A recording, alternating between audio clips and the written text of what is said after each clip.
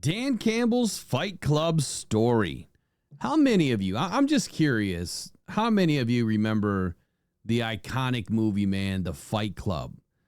And probably even more so than that, can you remember any of the rules of The Fight Club? How about the first rule? Everybody knows the first rule of The Fight Club, right? The first rule is you don't talk about The Fight Club, but we're going to talk about The Fight Club tonight because it involves Dan Campbell. And I got to tell you, I'm not surprised. When I heard the story last night and shared it this morning on the morning show, I had to highlight it one more time because the second rule of The Fight Club is you don't talk about The Fight Club, but we're going to talk about The Fight Club. Even the third rule is that when someone yells stop or goes limp or taps out, the fight's over, right? How about the fourth rule? Only two guys to a fight. Or how about the fifth rule? And that is only one fight at a time, fellas. Or maybe the sixth rule that the fights are bare knuckle, man, and no shirt, no shoes, no weapons, but all the service in the world from these two hands, right? Fight Club was an iconic movie. Edward Norton, Brad Pitt, and Dan Campbell all starred in that famous movie back in the day. Seventh rule, though, of course, was fights will go on as long as they have to. And see, that's what Dan Campbell was trying to inflict back when this story took place, was got to get something going. And it's going to have to last as long as it needs to make sure that Bill Parcells was able to get what he needed to get out of that practice. And obviously the eighth and final rule is if it's your first time in the Fight Club, you're going to fight. So gotta love the Fight Club, man. I'm going to have to watch that movie tonight. So you guys let me know in the comments below. Have you watched the Fight Club? Do you remember the first rule? Be honest. And if you did or did not listen to the story from this morning, do you have any idea what I'm about to talk about? Because I thought that this was just fantastic. And I also believe, and just like Dan Campbell said, there's some parity here with the Detroit Lions in how he coaches this team. And it's really no surprise that Dan Campbell is one of the first free agents to sign up with Bill Parcells. When Bill Parcells became the coach of the Cowboys in 2003, it was Dan Campbell that quickly became the leader on that team. Even though Jason Witten emerged as the main tight end, the main character there in the tight end room, Dan Campbell still served as a mentor and a key blocker and was involved in that offense. In 2005, this is how tough Dan Campbell is. I mean, the guy is just, he's got steel nuts for balls, right? In 2005, he had an appendectomy on July 27. And 10 days later, he's in practice and then returned to start all 4 preseason games and then 12 games that season, along with Jason Witten. So there's the preface to the story tonight is Bill Parcells, the Dallas Cowboys. It's sometime around 2003 to 5-ish era, and Dan Campbell begins the Fight Club for Bill Parcells. So let's bring it in, shall we? And let's discuss it. And I do have some audio to share with you guys tonight too, of course, which it's electric, man. It's absolutely electric. All right, so there he is, man, the blonde-haired, blue-eyed Dan Campbell, number 86 for the Dallas Cowboys.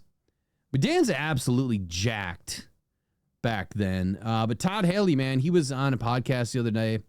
He was talking about this story of Dan Campbell. Bill Parcells had Dan Campbell start a fight at Cowboys practice. And so let me read this. It says, Detroit Lions head coach Dan Campbell is the man in Motown, but apparently he was previously Bill Parcells' hitman on the Dallas Cowboys back in his days as a tight end.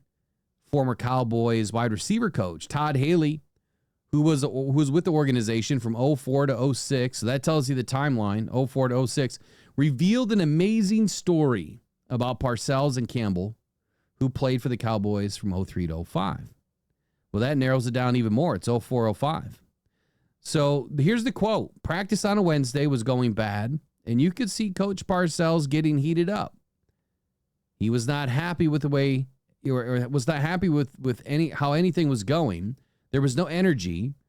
And I see him call Dan over to the side and say a couple of words to him. And Dan runs back in the huddle. And Parcells, with his arms crossed like he always did, walked over to me and said, "Watch this, Todd." A fight ensued the next play, and Dan Campbell was in the middle of it. But you know what? I'm not going to tell you the story. Dan Campbell is going to tell you the story, and I think you guys are going to have some fun with this one. So let's bring in Dan Campbell, man, and this story. It is timeless. Dan Campbell. Here we go. This is Dan Campbell, our longtime friend from his days with the Aggies and the Cowboys, and we never had you on when you played at Glen Rose, but that's our fault. We probably should have, although I think I was still in college at the time. I have to ask you about a Todd Haley interview he did recently. He was on with Kevin Clark or something, and I was listening, and he dusted off a Dan Campbell story I had never heard, and I don't even know if it's real, but he was talking about you playing for the Cowboys. It was a pretty stale practice. Parcells was unhappy that there was no juice in the practice, probably a Wednesday, I think he said. And Parcells called you over and said something to you, and you went back out there, and on the very next play, you were involved in a fight. And maybe almost like you were a hockey enforcer that had to go out there and change the kind of the tenor of what's going on. And I want to hear that story if it in fact is true. Classic Dan. This is so Dan. I could see it, and I hope we can find some video of it soon. Well, it is true. Yes. It is true. Now I'm trying to remember. All right, you guys heard the guy in the background when Dan said, "It is true," and he goes, "Yes," because he's like, "Yeah, man, this is a true story, and I'm going to hear it from the guy." Here we go. Exactly at what point that was, when it was, because this happened a couple of times. So, one I always tell, I do remember getting into it with Greg Ellis, and it was after Parcells. It was exactly what Todd Haley had said, and basically, Bill just pulls me over. We're all getting back in the huddle, and as the receivers are trying to come back, he grabs me and he said, "You need to shake it up a little bit." And I said, "Well, what do you mean?" He said, "You need to. I need you to start something here." I said, "What do you start? What do you mean? What? Just do something. I don't care. Grab somebody and punch them, push them. I don't care. But we need some energy out of here." So. The guy I'm lined up over is Greg Ellis. So I think, the whistle had blown and, he turned around and I just pushed him, I pushed him in the back and hit him in the back of the head, which Greg's a good friend of mine, man. We competed every day. I love those guys. And so, but I kind of sacrificed it for what Bill wanted. And sure enough, then we get in a big scuffle and the team, we're all out there going at it.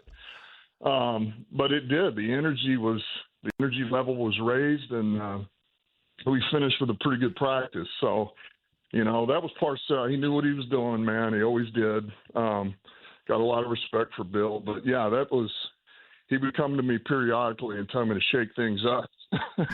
God, you were that guy. So does that still happen today? Well, yes and no. I think you got to be careful who you ask to do that. I do think that I know from what I do and with the guys, we're pretty competitive anyway. I allow a lot of things to go on in practice. I don't want to say it's undisciplined. That's not what it is, but it is highly competitive. And, I think the more you can get under a teammate's skin, that makes your practice really good, man. Gets guys going, coaches talking shit. I just think, man, your energy level raises the competition and you got nowhere to hide, and guys can get exposed or they're going to raise their level of play. And so really we kind of get it organically. I don't need to fabricate it. Yeah. Yeah. That's your teams compete. I mean, you said that on day one. You want to hit in practice. You want to take them out to the deep water, and that it shows on Sunday. That's That's what's great about watching the Lions play is that you're going to know you were in a battle, and that's by design, isn't it? It is by design, and at the end of the day, this is still a game that's played in pads, and it's a physical game. And you know, if you go away from that and you don't have an identity, you know, that'll always be. I tell the team all the time. I mean, I won't sacrifice anything for our identity. That means more to me than anything, because that's what'll always keep you in games. That's always going to give you a chance to win games, no matter what the circumstances are. So we built that from the ground up, and that's us, man. That's what we do. So for a moment here, you're thinking, I know you're thinking right now, who's the enforcer? And by the way, this is Greg Ellis. Dan picked a fight with this dude who's just as big, if not bigger, than Dan Campbell. Hilarious. And Dan just tells you the kind of guy Dan is. He doesn't back down from anybody. All right, let's walk all this back. Let's talk about it. So, again, I'm going to go back to the statement I just made. I know you're thinking, like, who's the enforcer for the Lions right now? And I want to break down the statement that Dan said, you have to be careful. And then he also said he's not saying that practices are out of control, but they're highly competitive and, you know, they're getting this stuff organically. You know, we're having these dust-ups and shake-ups organically. So if you go back and look at, I don't know, the last 3 seasons or so, and when we've had some, you know, other teams in the house, you know, Dan is always saying, look, we don't want any fights. If you fight, you're benched, right? But we have to have high energy. And we've seen some dust-ups. We've had some dust-ups in camp. Matter of fact, the Giants come to mind just 2 seasons ago. But it begs the question on who's the enforcer. And I remember Kirby Joseph running down the back of Roma Dunzi. And having, or no, I'm sorry, it was Malik Neighbors, I believe, and just going at it and throwing haymakers at his helmet, right? Is Kirby the enforcer? Is Brian Branch the enforcer? I could see BB being the enforcer. You guys tell me in the comments, who's the number one enforcer on this team right now? I don't care if they're signed in camp or not. Who do you feel is the number one enforcer? Penei Sewell? Could be. Alex Anzalone, Brian Branch, Kirby Joseph, those players all come to mind, right? On the offensive side of the ball, I don't see as many, but I think that those guys would be just as ready to get into it as any of them. Amon-Ra St. Brown doesn't back down from nobody. But why is this important, right? This team, this Detroit Lions team, has taken on the identity of its coach. And Dan Campbell has been the enforcer for the Cowboys, you know, way back when, 20 plus years ago, just trying to get a practice going. And he's brought that mentality to his team to say, look, we're going to practice with high energy. We're going to do things the right way. We're going to get a lot out of this each and every single day, because if we don't, well, then our outcome, you know, what we put into it, we're not going to get anything out, right? The outcome's just going to be terrible. So thinking about all of this and breaking it down when he said, you know, you've got to be careful who you ask to do that. And I said this morning. Imagine for a moment that a rookie, I used Ahmed Hassanin as an example, and Isaac Tesla. Imagine a rookie goes up and starts some crap to get practice going, or just goes and starts some crap anyway, right? The team's probably going to look back and, you know, the leaders on the team, like, what are you doing? You know, they're probably going to get all over him. Get on his case later, be like, dude, you can't do that, man. You got to leave that to the vets and the leaders. Conversely, if it was Aiden Hutchinson, you know, that went in to go do that, I don't think anyone would bat an eye or think twice. I think that they would follow their leader, and they would also, you know, follow their leader when it was time to quit. And it was time to pack it up for the day and, you know, shake hands, and it's all bro love at the end of the night. So I think that what Dan is saying there is you have to have the right individual on the team to be your enforcer. And if and when you do need one, that it's important that that person has the respect of the locker room. Not just one side or the other, but the entire locker room. Because if the wrong person does it, it could send the wrong message. So that's what I took from that. But man, I sat back, I listened to this, I don't know, 4 or 5 times today. just laughing the entire time because I can see the whole scenario going through my head, right, with Dan Campbell. And also in part of this this video, which I put the link of Spotify in this morning's live show. Go back and listen to it. It's called The Ticket down in Dallas. It's funny, I did a video a couple of weeks ago about a week and a half ago about Dan Campbell potentially coaching in Dallas. And then this comes out where he goes on a podcast in Dallas saying that he doesn't ever want to leave the Lions. It's a perfect fit. And so Dan must have listened. He must have heard, or someone heard the show. Someone told Dan that I'm thinking he's going to go to Dallas, and he's squashing all those fires right now. So I'm just having a little fun, but somebody heard something somewhere. So anyway, tell me in the comments below, who's the enforcer? And are you surprised that Dan Campbell did this? The Fight Club, man. It's the Dan Campbell Fight Club.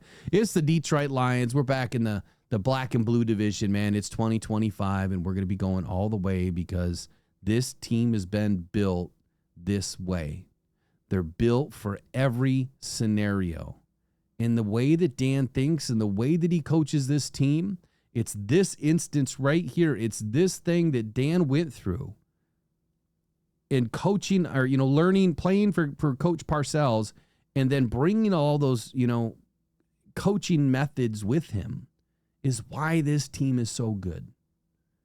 So anyway, I just wanted to share this with you guys tonight. And I'd appreciate it if you guys do me a quick favor, like, share, and subscribe. Especially subscribe, because we're giving away training camp jackets for every 100 subscribers. And it's only new subscribers that are going to be getting these training camp jackets. And then we've got training camp tickets that we're going to be giving away tomorrow. So please make sure that you guys like, share, and subscribe. Be part of the channel. And we'll make sure that we take good care of you on the back end. That's it for this one. Go on, Pride, go Detroit Lions. We'll see you guys in the next one. Take care. Bye-bye.